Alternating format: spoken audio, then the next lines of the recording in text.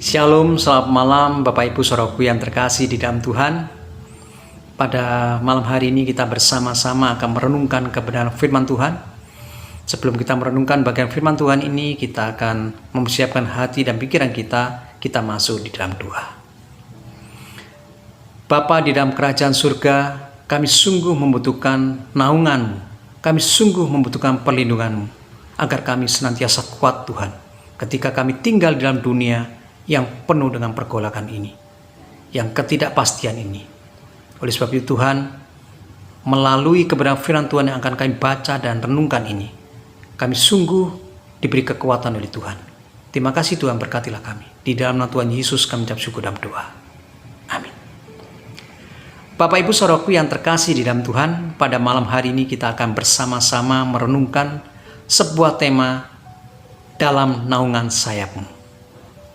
Nas firman Tuhan terdapat dalam Mazmur 61 ayat yang kelima. Saya akan bacakan bagian firman Tuhan ini. Biarlah aku menumpang di dalam kemah-Mu untuk selama-lamanya. Biarlah aku berlindung dalam naungan sayap-Mu. Kitab Mazmur berlimpah dengan luapan devosi yang melukiskan pencarian hati yang amat dalam persekutuan dengan Tuhan. Itu merupakan hubungan yang paling penting dalam kehidupan kita. Bentuk persekutuan sejati yang digambarkan dalam nyanyian Mazmur adalah suatu relasi yang amat sangat dirindukan oleh orang-orang percaya. Tidak dapat diartikan hanya sekadar sebagai suatu ikatan yang mengikat kita dengan Sang Pencipta atau iman kita padanya. Persekutuan yang sejati bisa terwujud ketika orang percaya memiliki pengetahuan yang jelas tentang Allah dan jaminan yang pasti bahwa Allah mengenalnya secara pribadi. Di dalam Mazmur 25 ayat 14 mengatakan, Tuhan itu bergaul karib dengan orang yang takut akan Dia, dan perjanjiannya diberitahukannya kepada mereka. Ayat ini memiliki makna sebagai sebuah keyakinan, suatu titik balik yang radikal kepada Allah, yaitu suatu persekutuan yang indah dengan Dia. Allah telah menolong kita dengan memberi contoh dalam kehidupan manusia untuk mengartikan persekutuan dengan Dia, yaitu berkumpulnya kembali dengan teman-teman lama dengan penuh sukacita. Hubungan yang mendalam antara istri dan suami, hubungan orang tua dengan anak-anak mereka secara mendalam dan berkelanjutan. Hubungan-hubungan antar manusia yang intim ini memang sangat menolong memahami tentang persekutuan. Tetapi semua hanyalah gambaran yang tidak sempurna atau perkiraan dari persekutuan yang sejati dengan Allah. Dan hubungan sejati yang dikenal dalam perjanjian lama, yaitu ketika mereka berjalan dengan Allah. Tidak seorang manusia pun yang tinggal bersama dengan kita setiap hari, bahkan setiap saat seperti Allah kita.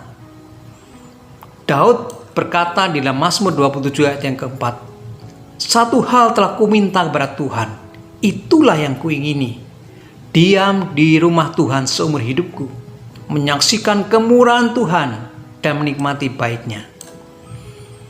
Tempat tinggal keluarga adalah tempat menumbuh kembangkan kasih. Keintiman bertumbuh di tempat di mana kita hidup bersama. Namun di dalam Alkitab, tempat tinggal selalu hanyalah merupakan suatu cara untuk mencapai tujuan. Melaluinya kita mulai memahami hubungan yang kita miliki bersama dengan Allah. Di dalam peristiwa keluarnya bangsa Israel dari Mesir, rumah kediaman Tuhan atau bait Allah atau disebut tabernakel adalah manifestasi secara fisik dari keberadaan Allah.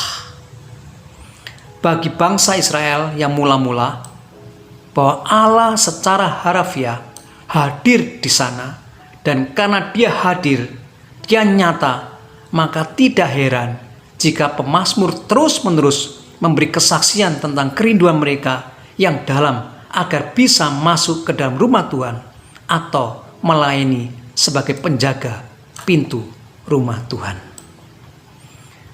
Meskipun pada hari ini sudah tidak ada lagi bait atau tabernakel di tempat tinggal kita. Tidak ada lagi bangunan secara fisik dapat dikatakan sebagai tempat tinggal Allah. Kita masih menganggap bahwa Allah sendiri mempunyai sebuah tempat tinggal. Bapa kami yang di surga. Demikianlah doa kita sesuai dengan pola yang diberikan oleh Kristus. Allah masih tinggal di suatu tempat meskipun bait dalam ruangan dan waktu itu telah tiada. Mencari Dia seolah-olah Dia sama sekali tidak ada, berarti mencari Allah yang bersifat rohani. Dan Dia lebih dari seorang penguasa yang tidak hadir.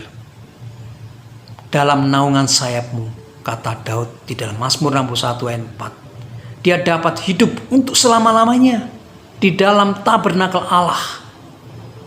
Bagaimana wujud dari tabernakel yang kekal itu? Tinggal di rumah Tuhan selamanya.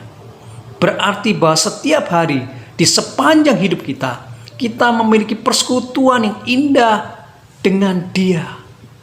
Bahwa suaranya terdengar dalam kehidupan kita sama teraturnya seperti detak bandul lonceng. Teng, teng, teng. Bahwa kita selalu merasakan kehadirannya. Apapun dan dimanapun, hidup dalam naungan sayapnya adalah melihat Dia setiap saat. Dia ada di dalam rumah kita. Mendekat kepada Allah adalah satu-satunya tujuan umat Tuhan.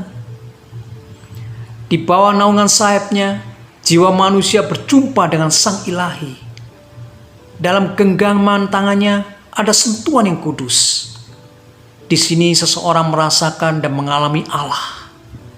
Menyadari bahwa tidak ada sesuatu pun, tidak ada kekuatan di bumi atau di bawah bumi, tidak ada ciptaan atau dewa-dewi yang dapat berdiri di antara kita dan Allah kita.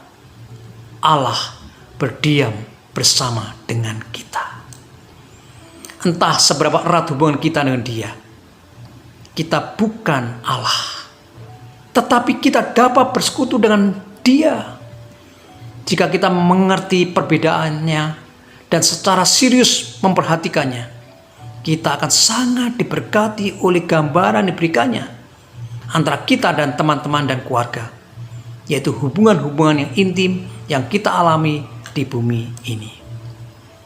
Hanya satu pengantara yang dapat membawa kita bersekutu dengan Allah. Kita semua yang kotor dan najis ini menemukan persekutuan kembali dengan Dia.